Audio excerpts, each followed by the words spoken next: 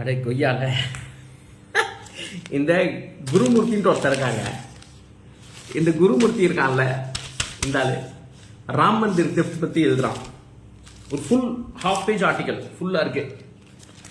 இந்த கர்மந்திரத்தை படிக்க வேண்டிய தேவை இருக்கு. என்ன எழுதுறானோ, ஐயோ ஒரு திருட்டு லோவர் ரங் ஸ்டாஃப் கரப்ஷன் எப்போ சொல்லலாம்னா டாப் மேனேஜ்மெண்ட் தான் இன்வால்வ்டா இருந்தா கரப்ஷன் சொல்லணும். இல்ல இல்ல, இது சின்ன லெவல், சும்மா லோவர் லெவல் ஸ்டாஃப். மீடியா எதுக்கு இது பேசிட்டு இருக்கு? மீடியா ஏன் இதை பேசணும்? ஏன் ராகுல் காந்தி பேசவே இல்லை?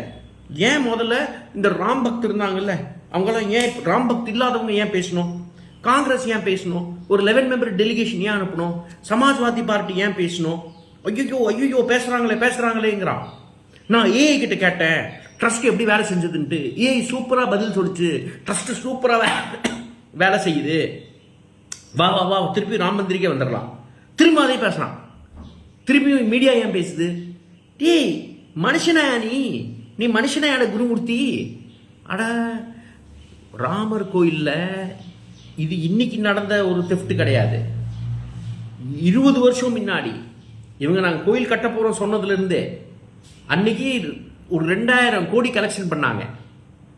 சம்பத் ராய் கிட்ட என்டிடிவி ரிப்போர்ட்டர் கேட்குறாங்க, சார் அந்த பணம் எங்கே போச்சு, ஏன் திருப்பி நீங்கள் கலெக்ஷன் பண்ணுறீங்க? இப்போ ரீசெண்டாக கலெக்ஷன் பண்ணாங்கல்ல, ராமர் கோயில் சுப்ரீம் கோர்ட் ஆர்டர் வந்ததுக்கப்புறம் ஏன் திருப்பியும் கலெக்ஷன் ஆரம்பிச்சிட்டீங்க? முதல்ல கலெக்ட் பண்ண பணம் எங்கே இருக்கு? முட்டாளு, உனக்கு அறிவு இருக்கா? இப்படியெல்லாம் கேட்கலாமா? நீ கணக்கு கேட்பியா? அப்படி இப்படின்னு திட்ட ஆரம்பிச்சிட்டான் மனுஷன். அதே சம்பத் ராயோட ரிலேட்டிவ்ஸ் இதில் மாட்டியிருக்காங்க. நெஃப்யூ, தட் இஸ் மாமா பையன், சாரி அவன் தங்கச்சி பையனோ அக்கா பையனோ நம்மளுக்கு தெரியாது, கருமந்திரம். அவங்க மாட்டியிருக்காங்க இதுல.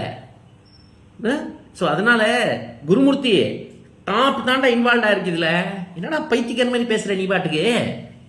அடிச்சு விட்டா இவன் பாட்டுக்கு ஒரு ஆர்ட்டுக்கு இவனுக்கு ஒரு ஆக்சஸ் இருக்குல்ல, சங்கி வங்கிகளுக்கு மீடியா ஆக்சஸ் இருக்கு. எழுதுங்கிறான் 6 பேஜுக்கு அடிச்சு விட்டான் மனுஷன். மஹிபால் சிங்ன்ற ஒரு அக்கௌண்டன்ட், மஹிபால் சிங் சொல்லி ஒரு அக்கௌண்டன்ட். அந்த அக்கௌண்டன்ட் என்ன ஆச்சு?